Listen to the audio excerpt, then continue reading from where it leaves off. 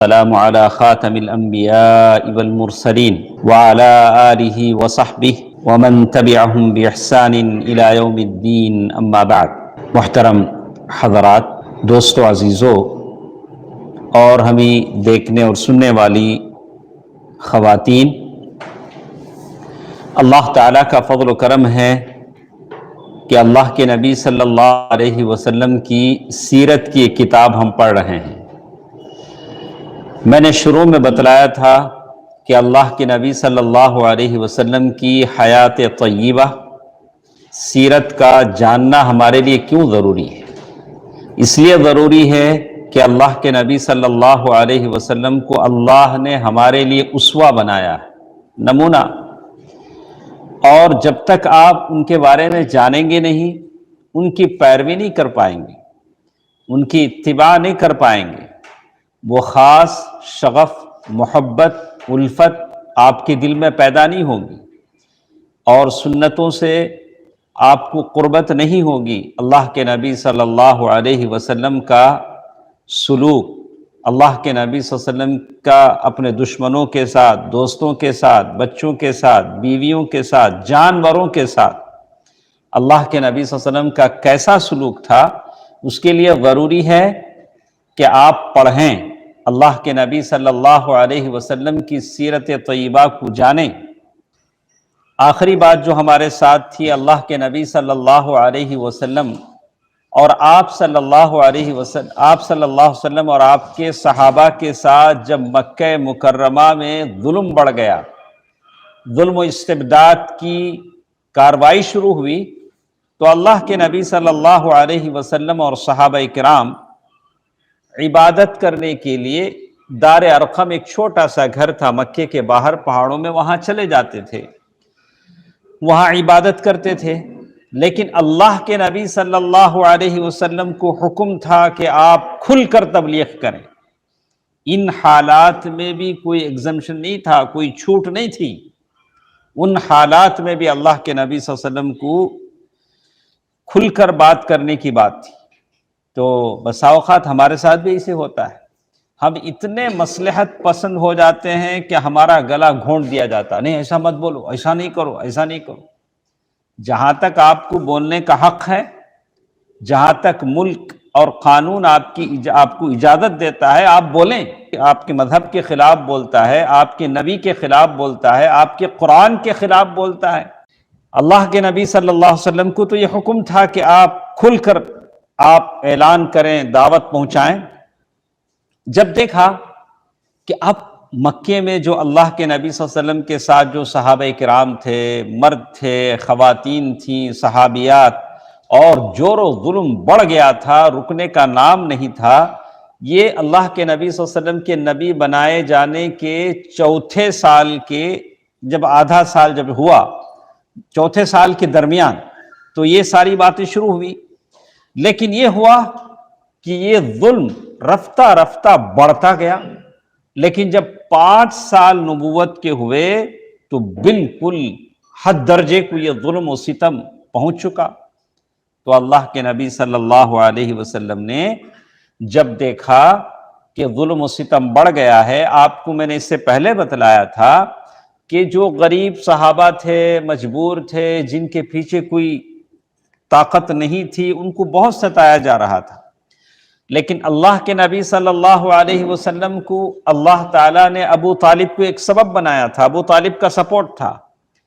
تو کہتے ہیں اللہ تبارک و تعالیٰ جب یہ حالت ہوئی، اللہ کے فضل سے جب مکے کی حالت ہوئی اور اب مکے میں مسلمانوں کا رہنا دوبھر ہو گیا، تو اللہ کے نبی صلی اللہ علیہ وسلم نے مسلمانوں کو اجازت دی کہ وہ حبشہ کی طرف ہجرت کریں، حبشہ کی طرف ہجرت کریں۔ یہ پہلا موقع تھا کہ جب حبشہ کی طرف ہجرت، لیکن اس سے پہلے ایک بات تھی کہ اللہ کے نبی صلی اللہ علیہ وسلم اور صحابہ کی تسلی کے لیے وہ زمانے میں قرآن مجید کی آیتیں نازل ہوتی تھی، خاص کر سورہ کہف نازل ہوئی۔ وہ زمانے میں کون سی سورت؟ سورہ کہف۔ اس میں اللہ تعالیٰ نے پورے سورہ کہف میں اللہ تعالیٰ نے 3 واقعات بیان کی، تین واقعات سورہ کہف میں بیان ہوئے، جیسے آپ دیکھیں گے آیت نمبر 16، وَإِذِ اعْتَزَلْتُمُوهُمْ وَمَا يَعْبُدُونَ إِلَّا اللَّهَ فَأْوُوا إِلَى الْكَهْفِ يَنشُرْ لَكُمْ رَبُّكُمْ مِنْ رَحْمَتِهِ وَيُهَيِّئْ لَكُمْ مِنْ أَمْرِكُمْ مِرْفَقًا۔ یہ آیت نمبر 16 ہے، جس کا ترجمہ یہ ہے اصحاب کہف کے بارے میں۔ سورہ کہف میں تو وہی باتیں ہیں، اور جب تم ان سے اور اللہ کے سوا ان کے دوسرے معبودوں سے الگ ہو گئے تو غار میں پناہ گیر ہو جاؤ، غار میں پناہ لو۔ تمہارا رب تمہارے لیے اپنی رحمت پھیلا دے گا اور تمہارے کام کے لیے تمہاری سہولت کی چیز تمہیں مہیا کر دے گا۔ جب شرک اور کفر سے یہ لوگ الگ ہوئے، چند نوجوان، اور جا کر غار میں پناہ لیے، تو اللہ تعالیٰ نے ان کا ساتھ دیا۔ تو معلوم یہ ہوتا ہے کہ صحابہ کی تسلی کے لیے اصحاب کہف کی آیتیں نازل ہوئیں۔ اور دوسرا موسیٰ اور خضر، یہ واقعہ بھی اس میں ہے۔ تو موسیٰ اور خضر کے واقعے سے اس زمانے کے مسلمانوں کو یہ تسلی دی جانے والی تھی کہ ظاہر میں دو جتتا ہے، حقیقت میں وہ نہیں ہوتا ہے۔ ظاہر میں کیا دیکھا انہوں نے؟ بہت ساری چیزیں دیکھی، بچے کو پکڑ کر قتل کر دیا، بہت سارے کشتی کو فری میں کشتی میں بٹھا کے لے گئے تھے، کشتی توڑ دی۔ لیکن اس کے پیچھے رموز تھے، اسرار تھے، بھید تھے جس سے ناواقف تھے۔ اب صحابہ کو بتایا جانے لگا کہ گرچہ کہ آپ لوگ مکے کی ان حالات کو دیکھ رہے ہیں کہ مسلمانوں پر جور و ظلم کے پہاڑ توڑے جا رہے ہیں، لیکن حقیقت یہ نہیں، اس کے پیچھے کامیابی ہے، کامرانی ہے، شان و شوکت ہے، اسلام کی بڑھوتری ہے۔ اس طرح مسلمانوں کو تسلی دی جانے لگی، اس لیے کہ بسا اوقات ظاہری حالات کے بالکل برعکس نتیجے ہوتے ہیں۔ ظاہر میں دکھتا ہے کہ نتیجہ کیا ہوتا ہے؟ الگ ہوتا ہے۔ تو یہ بات تھی۔ اسی طرح ایک اور چیز ذوالقرنین کا واقعہ بھی اس میں ذکر کی۔ کتنے واقعات ہوئے؟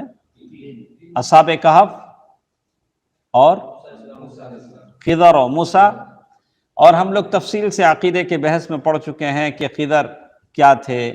خضر اللہ کے نبی تھے۔ راجح قول انہوں نے پیش کیا کہ وہ اللہ کے نبی تھے اس لیے کہ انہوں نے کچھ ایسے کام کیے جو دوسرا آدمی نہیں کر سکتا تھا۔ لیکن صوفیاء نے جو استدلال کیا خضر علیہ السلام کو لے کر کہ صوفی اللہ کے نبی سے بڑھ کر علم والا ہوتا ہے۔ موسیٰ علیہ السلام اللہ کے نبی تھے، لیکن خضر علیہ السلام کو وہ باتیں معلوم تھی جو کسے معلوم نہیں تھی؟ موسیٰ علیہ۔ تو صوفی من لدن، علم من لدنی کا مالک ہوتا ہے۔ وہ صوفیوں کا علم سیکھتے نہیں ہیں، وہ سینے سے سینے کیا ہوتا ہے؟ میں ادریس بھائی سے گلے ملا، ادریس بھائی کا پورا علم کیا ہو گیا؟ مجھے آ گیا۔ تو اگر گلے ملنے سے علم آتا تو ہم لوگ 20 سال 18 سال ماں باپ کو چھوڑ کر بچپن میں پھر بیوی کو چھوڑ کے مدینے میں جا کے پڑھنے کی ضرورت نہیں ہوتی۔ تو صرف ایک بار گلے مل لیتے ثنا بھائی سے یا ادریس بھائی سے، سارا ہنر آ جاتا ہمارے دلوں میں۔ تو ایک طرح کی کہانیاں ہیں، سننے میں اچھی لگتی ہیں لیکن حقیقت میں نہیں ہوتی۔ ذوالقرنین کے واقعے میں چند خاص باتوں کی طرف اشارہ کیا گیا۔ آپ نے ذوالقرنین پڑھا ہوگا، واقعہ پڑھا ہوگا سورہ کہف میں۔ ہر جمعے کی صبح ہم سورہ کہف پڑھتے ہیں۔ مکے کے اس ماحول میں یہ سورت جب نازل ہوئی تو پہلا فائدہ یہ بتایا گیا کہ یہ زمین کس کی ہے؟ اللہ کی ہے۔ چاہے بھلے آپ کتنا قانون بنا لو، کتنا کس کو نکالنے کی فکر کرو، لیکن ہم اس بات پر وشواس اور بھروسہ رکھتے ہیں کہ زمین کس کی ہے؟ اللہ کی ہے۔ وہ اپنے بندوں میں سے جسے چاہتا ہے وارث بناتا ہے۔ لوگ ہیں جو قانون بناتے ہیں، اللہ تعالیٰ کا قانون الگ ہوتا ہے۔ اور دوسری بات ذوالقرنین کے واقعے سے معلوم ہوئی کہ فلاح و کامرانی ایمان کی راہ ہے۔ ایمان کی راہ میں فلاح اور کامرانی ملتی ہے۔ مومن ہو جاؤ تو فلاح پاؤ گے، کامرانی پاؤ گے۔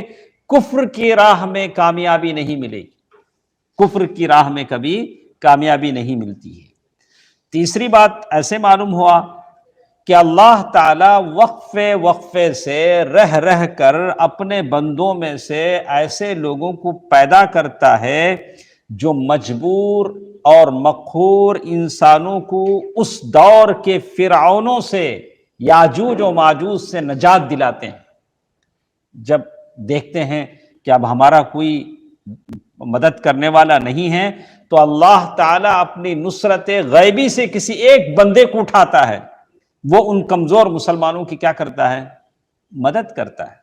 آج ہم مسلمان ہیں، مجبور نہیں ہیں، ہو سکتا ہے ہمارے اندر کوئی ایسا محمد بن قاسم اڑ جائے، طارق ابن زیاد اڑ جائے، کوئی ایسا کوئی سیف اللہ المسلول خالد بن ولید اڑ جائیں، ایسا ہو سکتا ہے۔ اللہ تعالیٰ اس کے ذریعے سے مسلمانوں کی مدد کرتا ہے، جیسے اللہ تعالیٰ نے یاجوج و ماجوج سے اس قوم کو نجات دلانے کے لیے ذوالقرنین کو پیدا کیا۔ نمبر 4، زمین کے وراثت دار کون ہیں؟ زمین میں کن کو وارث بنایا جاتا ہے؟ جو نیک ہوں، صالح۔ برے لوگوں کو زمین حوالے نہیں کی جاتی۔ یہ بھی اس سے معلوم ہوتا ہے ذوالقرنین کے واقعے سے، اللہ کے صالح بندے ہی وراثت کے سب سے زیادہ حقدار ہیں۔ تو اس طرح سے 3 واقعات شروع میں نازل ہوئے جس سے مسلمانوں کو تسلی ملی، اور ساتھ ساتھ اللہ تعالیٰ نے سورہ زمر کا نزول بھی اس زمانے میں ہوا جس میں اللہ تعالیٰ نے کہا لِلَّذِينَ أَحْسَنُوا فِي هَذِهِ الدُّنْيَا حَسَنَةٌ وَأَرْضُ اللَّهِ وَاسِعَةٌ إِنَّمَا يُوَفَّى الصَّابِرُونَ أَجْرَهُم بِغَيْرِ حِسَاب۔ تو یہاں یہ بات بتائی گئی کہ جن لوگوں نے اس دنیا میں اچھائی کی ان کے لیے اچھائی ہے، اور اللہ کی زمین کشادہ ہے، وارض اللہ واسعہ۔ اس سے ایک اشارہ مل گیا کہ اب مکے میں رہنا مشکل ہے تو کیا کرو؟ ہجرت کرو، وارض اللہ واسعہ۔ تو رسول اللہ صلی اللہ علیہ وسلم کو معلوم تھا کہ قریب میں ایک اصحمہ، وہ بادشاہ کا نام کیا تھا؟ اصحمہ، جو نجاشی، جو حبشہ کا بادشاہ تھا، بڑا انصاف پسند تھا، کسی پر ظلم نہیں کرتا تھا۔ تو اللہ کے نبی صلی اللہ علیہ وسلم کو معلوم تھا کہ اب فتنوں سے بچنے کے لیے، دین کی حفاظت کے لیے مسلمان حبشہ کی طرف ہجرت کر کے چلے جائیں۔ تو اس کے بعد اللہ کے نبی صلی اللہ علیہ وسلم نے مسلمانوں سے کہہ دیا کہ اگر آپ کا رہنا دوبھر ہے تو آپ لوگ مکہ چھوڑ کر حبشہ کی طرف جا سکتے ہیں، اس لیے کہ وہاں کا جو بادشاہ اصحمہ ہے وہ بڑا نیک ہے، مطلب عادل ہے، انصاف پسند ہے۔ کفر پر رہنا الگ ہے، انصاف پسند ہونا یہ الگ ہے۔ تو اس ایک طے شدہ پروگرام کے مطابق رجب 5 سن ہجری میں، نبوت ملے ہوئے 5 سال ہو چکے تھے، رجب کا مہینہ تھا، صحابہ اکرام کی ایک جماعت رات کے اندھیروں میں مکہ چھوڑ کر حبش کی طرف نکلی۔ حبش کی طرف نکلی۔ اس میں کتنے لوگ تھے؟ 12 مرد اور 4 عورتیں تھیں، پہلی مرتبہ۔ ماشاءاللہ کتنے لوگ تھے؟ 12 مرد اور 4 عورتیں رات کے اندھیروں میں مکے کے دشمنوں سے چپکے نکل کے کہاں تک جانا ہے؟ حبش جانا۔ حبش جانے کے لیے سمندر پار کرنا ہے، اور مکے کے قریب میں تو کوئی سمندر نہیں تھا، دور تھا، جیسے آج کل جدہ کے قریب پڑتا ہے۔ تو وہاں تک پیدل سفر، وہاں سے کشتی ملے۔ وہ زمانے میں ایسا نہیں تھا کہ ٹائم کے مطابق کشتیاں آئیں یا ٹائم شیڈول تھا، نہیں، کوئی کشتی اتفاق سے آ گئی تو بچ گئے۔ ایسا تھا کہ اللہ کا کرم بھی ایسا تھا کہ اللہ نے اس موقع پر وہاں 2 کشتیاں تیار تھیں جو کسی تجارتی قافلے، تجارتی مقصد سے آئی تھیں۔ تو یہ لوگ جیسے ہی وہاں پہنچے ان کو وہاں 2 کشتیاں مل گئیں، وہ اللہ کا کرم تھا۔ تو کہتے ہیں 12 مرد 4 عورتیں وہاں پہنچے، اور سفر کے جو امیر تھے عثمان رضی اللہ عنہ، عثمان ذو النورین سفر کے امیر تھے۔ وہ بھی 12 مردوں میں وہ بھی تھے۔ ان کی شادی ہوئی تھی رقیہ رضی اللہ تعالی عنہ سے، اللہ کے نبی صلی اللہ علیہ وسلم کی بیٹی سے۔ تو رقیہ رضی اللہ تعالی عنہ بھی ساتھ نکلی۔ اللہ کے نبی کی بیٹی پہلی ہجرت میں ہیں رضی اللہ عنہ۔ تو کہتے ہیں جب یہ لوگ نکلے تو اللہ کے نبی صلی اللہ علیہ وسلم کو معلوم ہوا، نکلنے تک اللہ کے نبی صلی اللہ علیہ وسلم کو معلوم نہیں کہ میری بیٹی جا رہی ہے۔ ہاں، جب ہجرت معلوم ہوا کہ اے نبی آپ کی بیٹی بھی ہجرت کر چکی ہیں اپنے شوہر عثمان کے ساتھ، تو اللہ کے نبی صلی اللہ علیہ وسلم نے فرمایا کہ ابراہیم علیہ السلام اور لوط علیہ السلام کے بعد پہلا ایک گھرانہ ہے جس نے اللہ کی راہ میں ہجرت کیا۔ وہ کون سا گھرانہ؟ عثمان بن عفان رضی اللہ عنہ، ان کا ایک گھرانہ ہے، کامل الحیاء والایمان، جامع القرآن، عثمان بن عفان رضی اللہ عنہ۔ یہ لوگ 12 مرد اور 4 عورتیں چپکے چپکے نکلے اور روانہ ہوئے، کدھر؟ حبشہ کی طرف۔ آپ کو میری آواز نہیں آ رہی تو آپ سامنے بھی آ جا سکتے ہیں، جن کو میری آواز نہیں آتی ہے سامنے بھی آ جا سکتے ہیں۔ تو اور یہ تھا کہ کسی کو معلوم نہ ہو، چپکے چپکے رازداری رکھنی تھی۔ اور وہاں کا جو ہار بار تھا بحر احمر، ریڈ سی کا جو پورٹ تھا وہ زمانے میں شعیبہ، وہ جو پورٹ کا نام تھا شعیبہ، وہاں چلے۔ اور اللہ تعالیٰ کا کرم ایسا ہوا کہ وہاں 2 کشتیاں پہلے سے موجود تھیں، جیسے ہی وہ لوگ بیٹھے وہ کشتیاں سمندر میں چلی گئیں۔ اور اب قریش کو معلوم ہوا کہ مکے کے لوگ مکہ چھوڑ کر حبشہ کی طرف بھاگ گئے ہیں، اور انہوں نے پیچھا کیا، اور پھر پیچھا کرتے کرتے ساحل تک آئے، جو وہ سیشور جو تھا ساحل، وہاں تک آئے، لیکن کشتیاں دریا میں، سمندر میں، ریڈ سی میں نکل چکی تھیں۔ تو یہ اللہ کا کرم تھا، اور ناکام ہو کر واپس آئے، اور مسلمان وہاں پہنچے، حبش کی طرف پہنچے، ایک ایسا ملک جہاں ان کو سکون نصیب ہوا۔ اللہ کے نبی صلی اللہ علیہ وسلم فرمایا کہ حبش میں اصحمہ ایک ایسا بادشاہ ہے جو عادل ہے۔ اس بیچ ایسا ایک واقعہ ہوا کہ اللہ کے نبی صلی اللہ علیہ وسلم کعبۃ اللہ میں آئے، اور کعبۃ اللہ میں بڑے بڑے سردار جمع ہیں، اور وہاں پہنچ کر اللہ کے نبی صلی اللہ علیہ وسلم، بہت سارے کافر جمع ہیں، بڑے بڑے سردار ہیں، اللہ کے نبی صلی اللہ علیہ وسلم نے سورۃ النجم کی تلاوت کی، سورۃ النجم کی تلاوت کی۔ اور کافر وہ زمانے میں قرآن سنتے تھے، کیا کرتے تھے؟ قرآن سنتے تھے، لیکن کبھی سنتے نہیں تھے، کبھی سنتے تھے، کبھی منع بھی کرتے تھے۔ سننے والوں میں جیسے کہ چھپ چھپ کر سننے والے 2-3 تھے، ورنہ اکثر ان کا یہ تھا، جیسے قرآن نے کہا لا تسمعوا لهذا القرآن والغوا فيه لعلكم تغلبون، اور وہ خود کہتے تھے کہ قرآن مت سنو، لیکن کچھ لوگ تھے جو چھپ چھپ کر سنا کرتے تھے۔ لیکن ان کا، کافروں کا عمومی وتیرہ یہ تھا کہ وہ خود کہتے بھی تھے لا تسمعوا لهذا القرآن، اس قرآن کو مت سنو، جب قرآن پڑھا جانے لگے تو گڑبڑ کرو، تاکہ تمہاری بات اونچی ہو جائے، قرآن کی آواز نیچی ہو جائے، جیسے اللہ تعالیٰ نے قرآن میں ذکر کیا۔ لیکن ایسا ہوا کہ وہ موقع ایسا تھا کہ کعبۃ اللہ کے صحن میں اللہ کے نبی صلی اللہ علیہ وسلم نے سورۃ النجم کی تلاوت کی، تو کافروں نے جب سنا تو بڑی دلکش آواز، دل کو موہ لینے والی آواز، اور بڑی متاثر کن آواز، ایسی آواز انہوں نے، اس لیے کہ قرآن پڑھنے والے کون تھے؟ صاحب قرآن تھے، جن پر قرآن نازل ہوا تھا، ان کی زبان سے قرآن پڑھنے کا کیا مزہ ہوگا۔ اسی لیے عمر رضی اللہ تعالی عنہ، ایک صحابی کہتے ہیں کہ میں مدینہ گیا، ابھی مسلمان نہیں ہوا تھا، اور اللہ کے نبی صلی اللہ علیہ وسلم سورہ طور کی تلاوت کر رہے تھے، تو کأن قلبی، مجھے ایسا لگا کہ میرا دل اڑنے لگا۔ کافروں نے جب قرآن سنا، تو کہتے ہیں کافروں نے جب اس آواز کو سنا تو سب کے سب سورہ نجم سننے لگے، کسی کے دل میں کوئی خیال نہیں آیا۔ اور جب اللہ کے نبی صلی اللہ علیہ وسلم اس آخری آیت پر پہنچے، آخر میں فَاسْجُدُوا لِلَّهِ وَاعْبُدُوا، سجدے کی آیت ہے، آپ بعد میں سجدہ کر لیں۔ کہا کہ جب یہ آیت اللہ کے نبی صلی اللہ علیہ وسلم نے پڑھا تو سارے مشرک سجدے میں گر پڑے، سارے مشرک کیا کریں؟ سجدے میں گر پڑے۔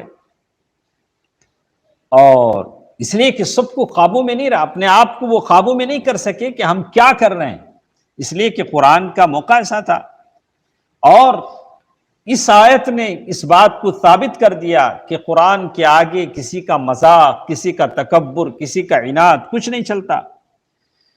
بعد میں احساس ہوا کہ ارے اللہ کے اس کلام نے ہماری نخوت اور تکبر کا سر کاٹ دیا۔ بعد میں ان کو ارے ہم نے کیا کر دیا، قرآن کی تلاوت پر ہم نے سجدہ کر دیا، ہم تو قرآن کو ماننے والے نہیں ہیں۔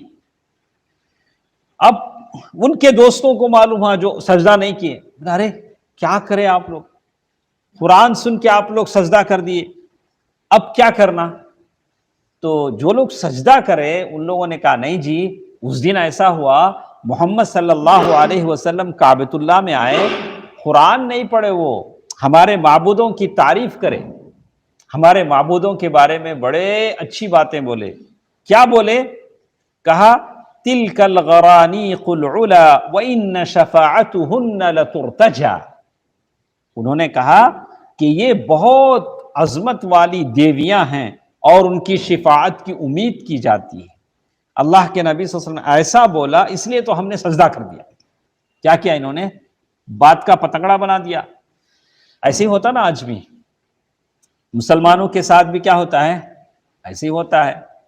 تو یہ صریح جھوٹ تھا، انہوں نے اپنی غلطی مٹانے کے لیے ایسی بات گھڑ دی تھی۔ تو بہرحال یہ مشرکین کے سجدہ کرنے کی بات ہوتے ہوتے حبشہ کے مسلمانوں کو معلوم ہوئی، وہ 12 مرد اور 4 عورتیں جو حبشہ گئی تھی۔ اب ان کو کیا ہوا، ارے مشرک بھی سارے کیا ہوئے، مکے میں سارے لوگ کیا ہو گئے، مسلمان ہو گئے، ایسے نہ ہوا۔ تو بات 2 کان سے دکان تک جاتی ہے، تو یہ بات پھیل پھیل کر کیا ہو گئی، وہاں پہنچ گئی۔ تو اب حبشہ جو لوگ گئے تھے انہوں نے سوچا کہ اب اتنی دور ہم کیوں رہیں، جب سارے مکے کے لوگ مسلمان ہو گئے، قرآن سن کر سجدہ کر لیے ہیں، تو شوال میں انہوں نے کیا کیا، مکے کی واپسی کی راہ لی۔ رجب میں گئے تھے، شوال میں پھر کیا کیے، مکہ واپس ہونے کی بات کہی۔ لیکن مکے کے اتنے قریب آ گئے، بس 1 دن کا فاصلہ باقی تھا، ان کو معلوم ہوا نہیں جی یہ غلط تھا، وہ بات کیا تھی، غلط تھی، اب واپس جانا ہے یا تو مکے میں آنا ہے۔ تو جو لوگ واپس جانا تھا ہمت کر کے پھر واپس حبشہ چلے گئے، جو لوگ نہیں جا سکتے تھے وہ ایک آدمی کے امان میں، گارنٹی میں مکے میں داخل ہوئے۔ اب جب مکے میں داخل ہوئے تو اب اور ظلم بڑھ گیا مشرکین کا، جو لوگ جا کے آئے ان کو اور ستانے لگے، اور تنگ کرنے لگے۔ تو اللہ کے نبی صلی اللہ علیہ وسلم نے دوبارہ ہجرت کا حکم دیا۔ پہلے ایک بار ہجرت ہوئی تھی جس میں کتنے لوگ تھے، 12 مرد اور 4 عورتیں۔ اللہ کے نبی صلی اللہ علیہ وسلم نے دوبارہ اب جب ہجرت کا حکم دیا تو قریش ہوشیار ہو گئے۔ پہلے جب گئے تھے پہلی بار، قریش کو معلوم نہیں تھا کہ مسلمان حبش جانے والے ہیں۔ اب جب جائیں گے تو قریش کیا ہو گئے تھے، الرٹ ہو گئے تھے۔ ہمیشہ دیکھتے تھے کہ کہیں مسلمان حبشہ جانے کا پروگرام تو نہیں بنا رہے ہیں، کہیں کوئی ہجرت کا پلان تو نہیں ہے، منصوبہ بندی تو نہیں ہے۔ تو پہلے سے زیادہ ہجرت اب کیا ہو گئی، مشکل ہو گئی۔ لیکن ایسا ہوا کہ سفر اللہ تعالیٰ نے آسان بنایا۔ مسلمان قریش کی گرفت میں آنے سے پہلے کچھ لوگ حبش پہنچ گئے، اور یہ لوگ تھے 80 پر 2 مرد، 82 مرد یا 80 پر 3، 80 پر 2 یا 80 پر 3، اور اس میں 18 عورتیں بھی تھیں، 18 عورتیں اور یہ لوگ۔ تو کتنے لوگ تھے، 80 پر 2 مرد اور 18 عورتیں۔ دوسری مرتبہ انہوں نے یہ کیا، اور جب دیکھا کہ لوگ اب حبش چلے گئے ہیں، وہاں چلے گئے ہیں، تو اب قریش کو ابھی بھی چین نہیں آیا، مکے میں رہ تک ستاتے رہے، مسلمان حبشہ چلے گئے، وہاں جا کر جینے لگے، تو اب قریش کو چین نہیں آیا، امن نہیں آیا۔ انہوں نے کہا کہ چلو ایسا کرتے ہیں کہ یہاں سے قریش کافر 2 آدمیوں کو وہاں بھیجتے ہیں، وہاں کے بادشاہ کو جا کر کہیں کہ کچھ ہمارے لوگ تمہارے پاس آ گئے ہیں، ہم کو کیا کرو، ہم کو ریٹرن کر دو۔ تو تو اس کے لیے انہوں نے دو آدمیوں کا انتخاب کیا، ایک تھے عمرو بن عاص، عبداللہ بن ربیعہ، یہ لوگ ابھی مسلمان نہیں ہوئے تھے، عمرو بن عاص بھی مسلمان نہیں ہوئے تھے، عبداللہ بن ربیعہ بھی مسلمان نہیں ہوئے تھے، اور یہ دونوں بڑے کیا تھے؟ ذہین تھے۔ آپ کو معلوم ہے کہ ہر کنٹری اپنا ایک ایمبیسڈر ڈالتا ہے، ایمبیسی بناتے ہیں، وہاں کیا ہوتا ہے؟ ایک اپنا ایک سفیر ہوتا ہے۔ سفیر کیسے آدمی کو بنایا جاتا ہے؟ جس کو حالات کا علم ہو، ساری باتیں جانتا ہو۔ اب جب عمرو بن عاص رضی اللہ عنہ عبداللہ بن ربیعہ رضی اللہ عنہ کو بھیجنے کی باری آئی تو بہت چالاک لوگوں کو چنا گیا، منتخب کیا گیا کہ یہ لوگ جائیں اور کیسے بھی کر کے وہاں سے ان مسلمانوں کو واپس لائیں تاکہ ہم ستائیں۔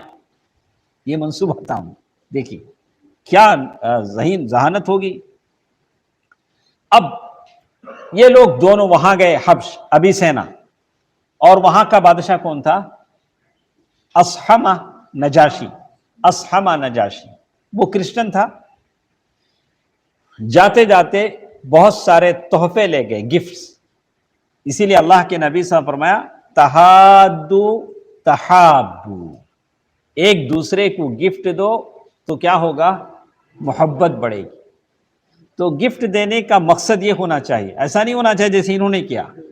یہ لوگ جاتے جاتے وہاں کے جو بطریق تھے، بطریق کہتے ہیں بادشاہ کے آس پاس جو منتری بیٹھتے ہیں، جو بادشاہ کو منتر پڑھاتے ہیں، ایسا بادشاہ، یہ قانون بنائیں گے بادشاہ، ایسا مسلمانوں کو تنگ کریں گے بادشاہ، فلاں سٹی کا نام بدلیں گے بادشاہ، فلاں شہر کا نام بدلیں گے، فلاں چیز کھانا منع کریں گے، فلاں گوشت پر پابندی لگائیں گے۔ یہ جو آس پاس کے جو ہوتے نا، تو اسے کہتے ہیں منتری۔ یہ بڑے یہ سب پڑھاتے ہیں۔ تو اب یہ ان کے لیے انہوں نے کیا لے گیا؟ ایسے لوگوں کے لیے یہ بہت سارے تحفے لے گئے وہاں کے بطارقہ کے لیے، اور وہاں جب روانہ ہوئے تو انہوں نے ان کو پیش کیا کہ ہمارے تحفے ہیں، اور ساتھ ساتھ یہ کہا کہ آپ جتنے لوگ یہ بڑے بڑے جو پاسٹرز ہیں، عالم ہیں، جو بادشاہ نجاشی کے اطراف رہتے ہیں، آپ سب مل کر بادشاہ کو مشورہ دیں کہ یہ جو مسلمان وہاں سے بھاگ کر آئے ہیں ان مسلمانوں کو ہمارے حوالے کر دیں، ہم لے جا کے ان کو ستائیں، ہمارے حوالے کر دیں۔ تو یہ بات کہی تو بادشاہ نے بلایا عمرو بن عاص رضی اللہ عنہ عبداللہ بن ربیعہ کو کہ دو آدمی مکے سے آئے ہیں، کیا بولنا چاہتے ہیں؟ وہ دونوں گئے، جا کر کہا کہ اے بادشاہ، آپ کے ملک میں ہمارے کچھ ناسمجھ نوجوان آ گئے ہیں، انہوں نے اپنی قوم کا دین چھوڑ دیا ہے۔ ہمارا دین کیا ہے؟ لات، منات، عزا، حبل، لا الہ، اسعاف، اس کی پوجا ہم کرتے تھے۔ اب یہ لوگ وہ دین چھوڑ کے آ گئے ہیں، اور وہ دین چھوڑ کر آپ کے دین میں بھی داخل نہیں ہوئے ہیں۔ کرسچینٹی، نصرانیت، عیسائیت بھی انہوں نے اپنایا نہیں ہے، بلکہ ایک نیا دین ایجاد کیا ہے جسے نہ ہم جانتے ہیں نہ آپ جانتے ہیں۔ انہوں نے کیا کیا ہے؟ ایک نیا دین بنا لیا ہے جسے نہ ہم جانتے ہیں نہ آپ جانتے ہیں۔ تو اب ہم کو مکے سے ان کے چاچاؤں نے، ان کے رشتہ داروں نے بھیجا ہے تاکہ ہم ان تمام کو یہاں سے قید کر کے کیا کریں؟ مکہ لے جائیں۔ دیکھیں کیا قربانیاں ہیں ان کفر میں۔ تو کہتے ہیں تو اب جب ہم یہ مکہ جائیں گے تو ان پر کڑی نگاہ رہے گی، ان کو بددینی سے نکال کر پھر دوبارہ ہم اپنے لات، منات، عزا، نائلہ اس کی پوجا پرستش میں لگا دیں گے۔ تو نجاشی نے سوچا، جو بادشاہ تھا، سارے منتری تو بہک گئے تھے، نجاشی نے سوچا کہ اس معاملے کو ہم تھوڑا باریکی سے دیکھنا پڑے گا، اس معاملے کو اصل تحقیق کرنی پڑے گی کہ کیا بات ہے۔ تو نجاشی نے مسلمانوں میں سے ایک کو بلایا کہ مسلمانوں کی طرف سے کوئی ایک بات کرے، بتائے کہ کیا یہ حقیقت ہے جو یہ لوگ کہہ رہے ہیں، وہ کون سا دین ہے جو تم نے اپنایا ہے، وہ دین کے اندر کیا اچھائیاں اور خوبیاں ہیں۔ تو جعفر بن ابی طالب، جعفر بن طیار، ان کا طیار لقب ہے، نہیں سنا بھائی؟ کیوں لقب پڑا طیار؟ جنید ہاں رفیق بھائی، طیار، ایکچوئل طیار پائلٹ کو کہتے ہیں، نہیں اب کی زبان میں۔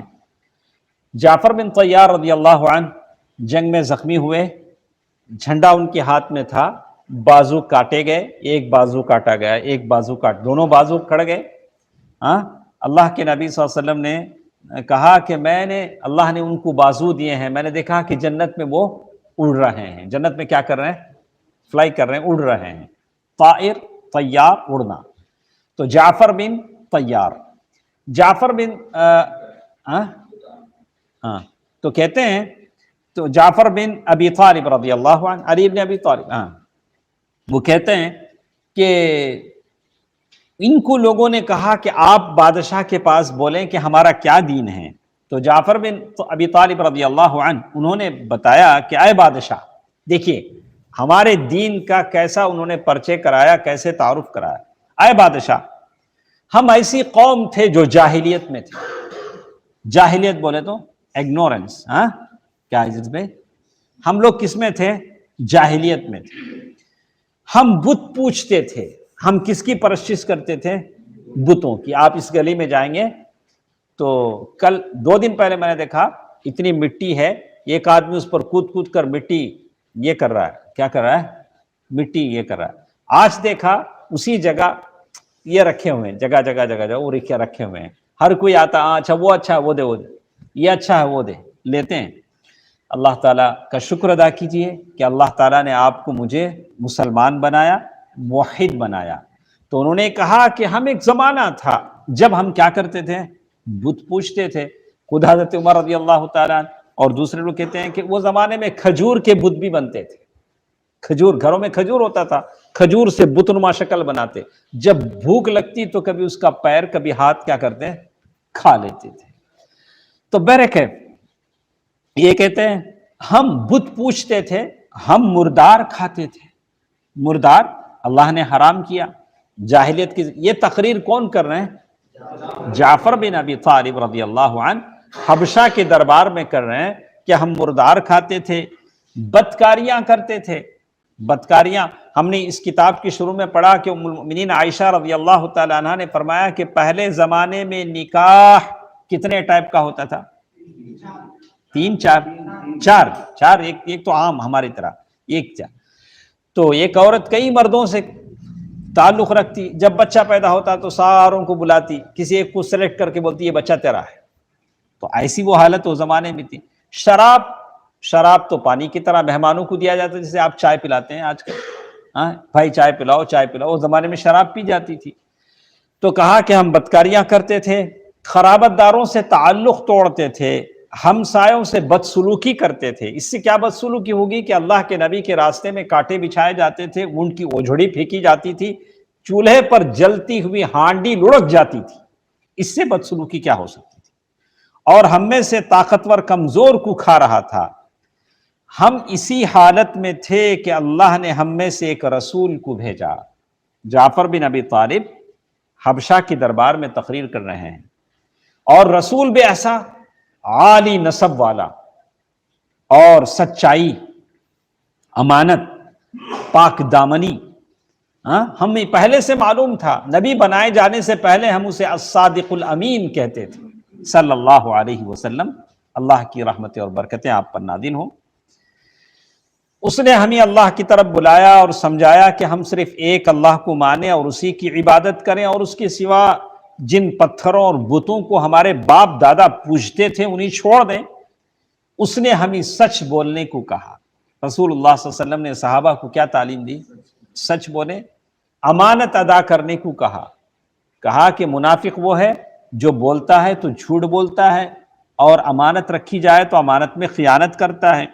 خرابت جوڑنے کو کہا کہ تم رشتہ داری کو جوڑو، کین شپ، اس سے کیا ہوگا؟ تمہارا روزی بڑھے گا، تمہاری عمر بڑھے گی۔ کوئی چاہتا ہے کہ لمبی عمر جیے، پیسوں میں جیب میں برکت آئے، کیا کرے؟ خالہ سے، پھوپھی سے، ماموں سے، بھائی سے، بہن سے کیا کرو؟ رشتہ۔ آج غربت اور بیماریوں کا رونا اسی لیے ہے کہ ساری دنیا سے ہم خوش ہیں، لیکن گھر کے بازو اپنی بہن بھائی سے ہم کیا ہیں؟ ناخوش ہیں۔ لڑائیاں، جھگڑے، یہ ساری چیزیں جس سے ہمارے گھروں میں نہ برکت ہے نہ جسم میں شفا ہے، یہ اللہ کا عذاب ہے۔ اور اسی طرح حرام کاری اور خون ریزی سے دور رہنے کا حکم دیا، اور فحش و فواحش سے بچنے کا حکم دیا، یتیم کے مال کھانے سے روکا، اور پاک دامن عورتوں پر جھوٹی تہمت لگانے سے روکا۔ اس نے ہمیں حکم دیا کہ ہم ایک اللہ کی عبادت کریں، اس کے ساتھ کسی کو شریک نہ کریں۔ اس نے ہمیں نماز، روزہ، زکوٰۃ کا حکم دیا۔ اسی طرح جعفر بن ابی طالب رضی اللہ تعالیٰ عنہ نے سارے کام گنائے اور کہا کہ ہم اس نبی کو سچا مانا، اس پر ایمان لائے، اور اس کے لائے ہوئے دین خداوندی کے ہم نے پیروی کی، ہم نے اللہ کی عبادت کی، اس کے ساتھ کسی کو شریک نہیں کیا۔ اس پر یہ قوم ہماری دشمن ہوگی، جو ہم کو لینے آئے ہیں وہ لوگ ہمارے دشمن ہو گئے، انہوں نے ہمارے اوپر ظلم کرنا شروع کیا، اور ہمارے دین سے پھیرنے کے لیے فتنے اور سزاؤں سے ہمیں دوچار کیا، تاکہ اللہ تعالیٰ کی عبادت کو چھوڑ کر ہم دوبارہ کفر و شرک کی طرف چلے جائیں۔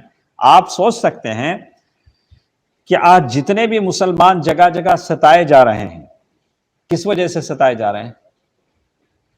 اس وجہ سے کہ وہ خان ہیں، پٹھان ہیں، عبدل ہیں، کس وجہ سے؟ دکنی ہیں، مسلمان ہیں، اسلام کی وجہ سے ستائے جا رہے ہیں، آج صرف اسلام کی وجہ سے۔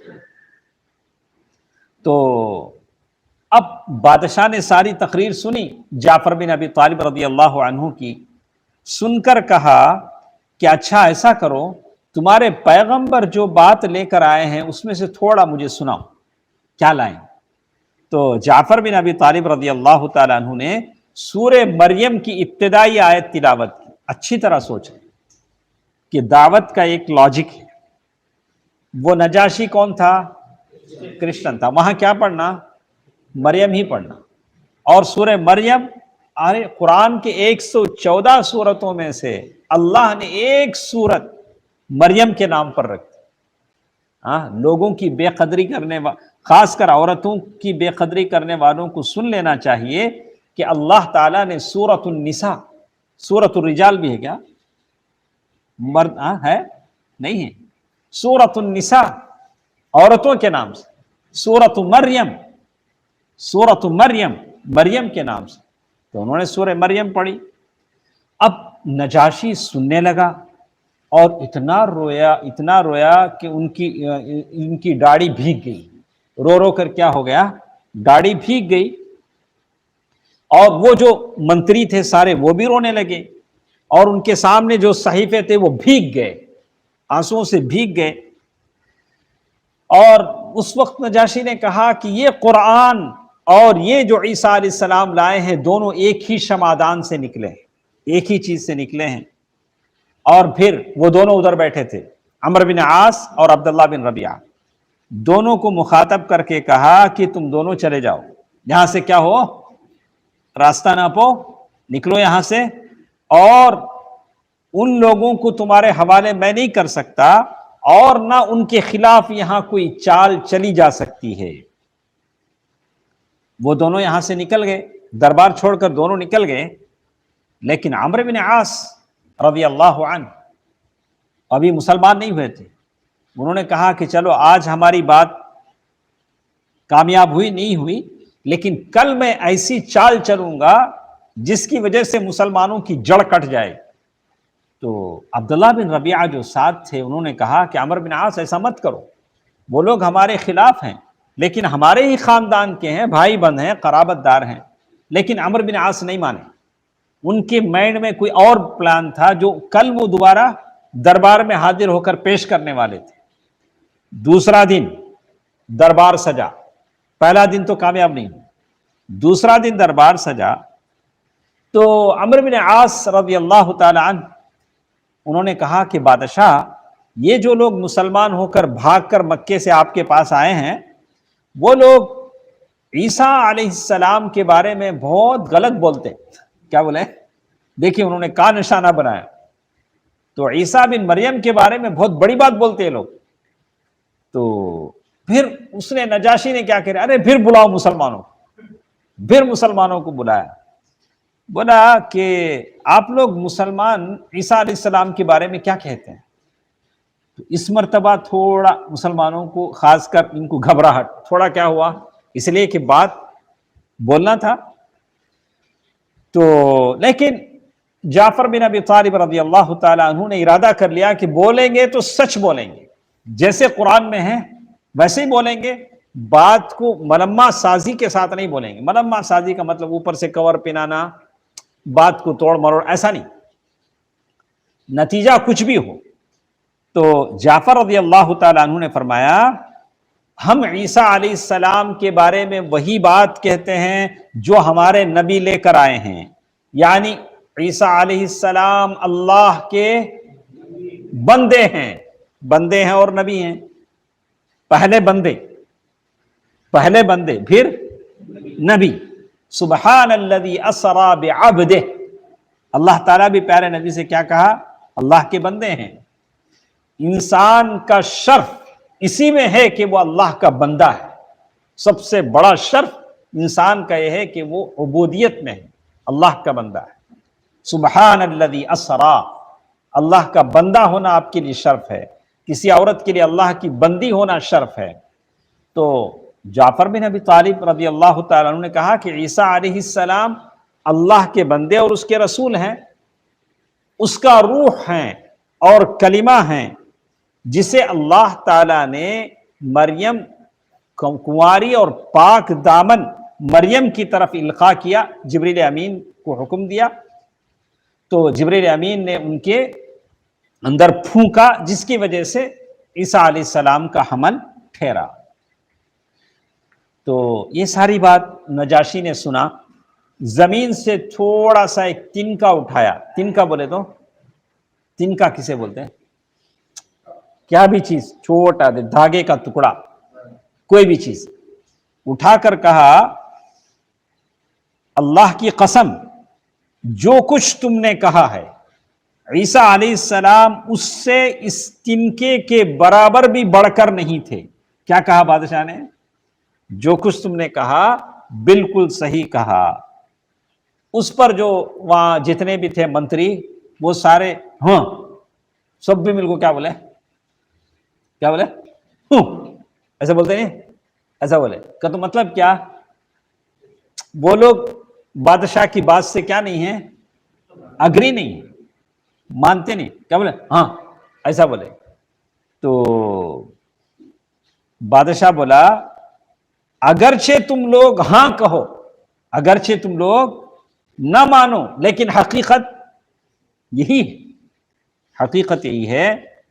تو اس کے بعد نجاشی نے مسلمانوں سے کہا کہ جاؤ، یہ میرا ملک ہے، یہاں رہو. اگر کوئی تم پر کوئی یہ لگاتا ہے، غلط کہتا ہے، تو اس کا ذمہ دار میں ہوں. اور یہ اس میں کہا، اور اس کے بعد کہا کہ جتنے اس کے جو منتری تھے، جتنے لوگ تھے، سب سے کہا کہ ان دونوں نے جو جو گفٹ تمہیں دیا ہے وہ ریٹرن کر دو. کیا بولا، یہ جو جنہوں نے جو گفٹ تم کو دیا ہے وہ کیا کرو، واپس کر دو، مجھے اس کی کوئی ضرورت نہیں ہے. اللہ کی قسم، اللہ تعالیٰ نے جب مجھے میرا ملک واپس کیا تھا تو مجھ سے کوئی رشوت نہیں لی تھی کہ میں اللہ کی راہ میں رشوت لوں، مجھے ضرورت نہیں. اچھا، ام سلمہ رضی اللہ تعالی عنہ اس واقعے کو بیان کرتی ہیں کہ وہ دونوں اپنا گفٹ لے کر واپس مکہ آ گئے. تو یہ ساری باتیں تھیں جو اس سلسلے میں پیش کی گئیں. اب مشرکین کی یہ چال ناکام ہو گئی کہ حبشہ سے مسلمانوں کو واپس لائیں. لیکن ایک بات انہوں نے سوچنا شروع کر دیا، یا تو تبلیغ کو، اللہ کے نبی صلی اللہ علیہ وسلم کی دعوت کو پوری زور کے ساتھ روکیں گے. یہ پہلا آپشن تھا، یعنی پہلے سے جو سختی برت رہے تھے اس سے بھی زیادہ اسٹرانگ پاورز.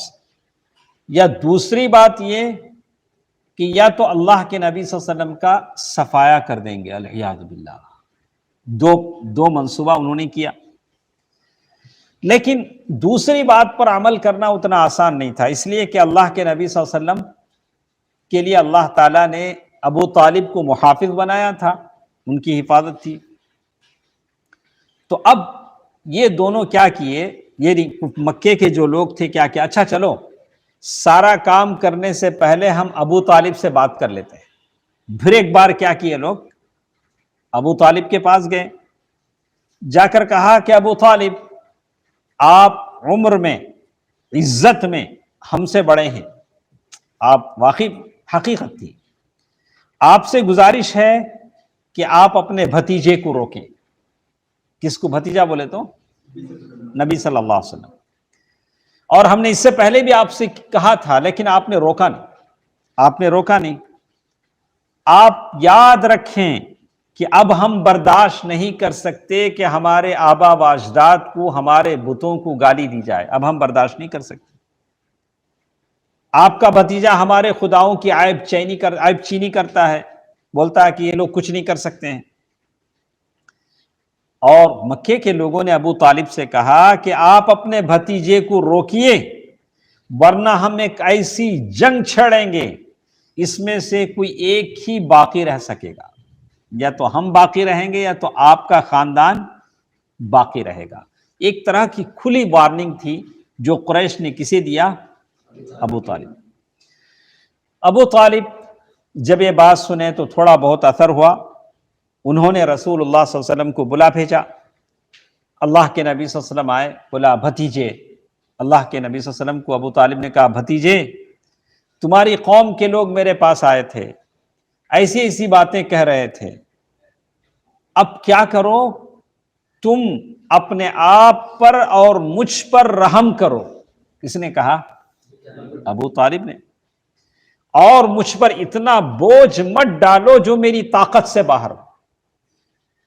اللہ کے نبی صلی اللہ علیہ وسلم نے سن کر اللہ کے نبی صلی اللہ علیہ وسلم کو ایسے لگا کہ اللہ کے نبی صلی اللہ علیہ وسلم اب ان کا ساتھ چھوڑ دیں گے، یعنی ابو طالب کیا کریں گے، اب اللہ کے نبی صلی اللہ علیہ وسلم کا ساتھ چھوڑ دیں گے، تو وہ بھی کمزور پڑ گئے ہیں۔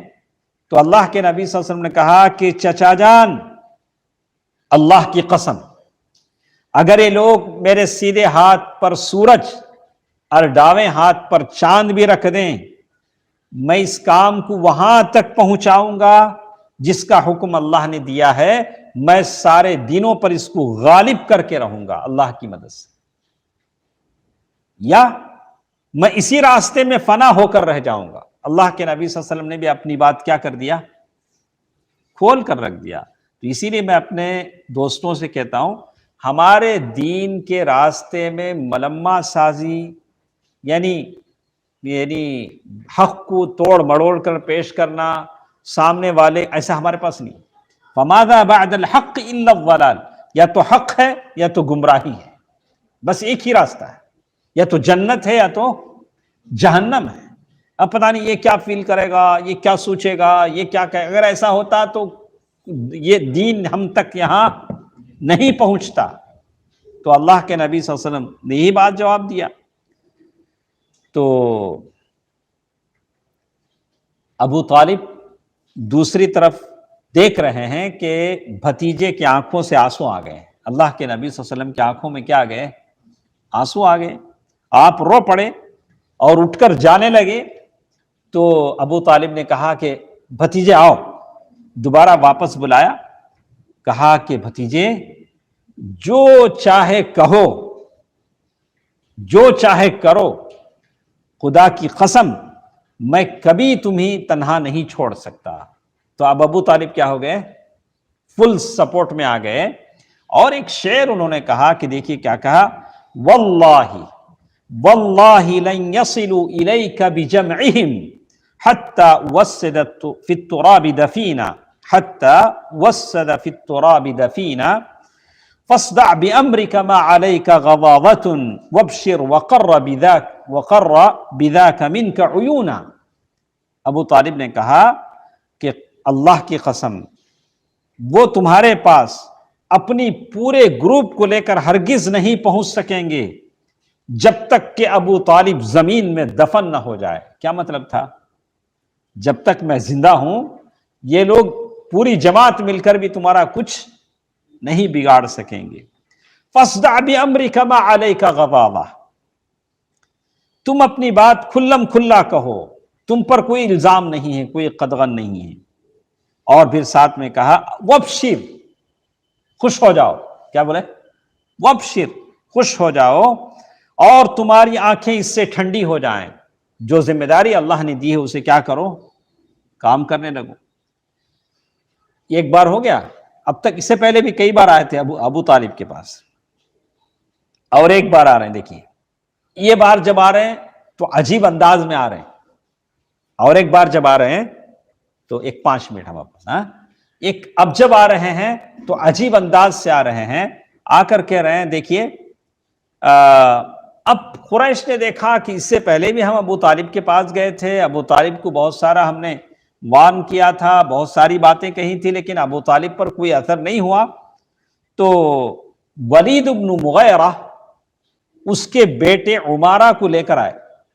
عمارہ بڑا ہینڈسم، بڑا خوبصورت، بڑا جوان، کس کا بیٹا؟ ولید بن مغیرہ، اس کو لے کر آئے۔ ابو طالب کے پاس پہنچے، بولے کیا ہے ابو طالب، یہ قریش کا سب سے خوبصورت طاقتور نوجوان ہے، آپ اسے لے لیں۔ کیا کریں؟ ابو طالب کیا کریں؟ اسے لے لیں، اس کے بدلے میں کیا دیں؟ نبی صلی اللہ علیہ وسلم اس کے بدلے میں ہم کو دے دیں،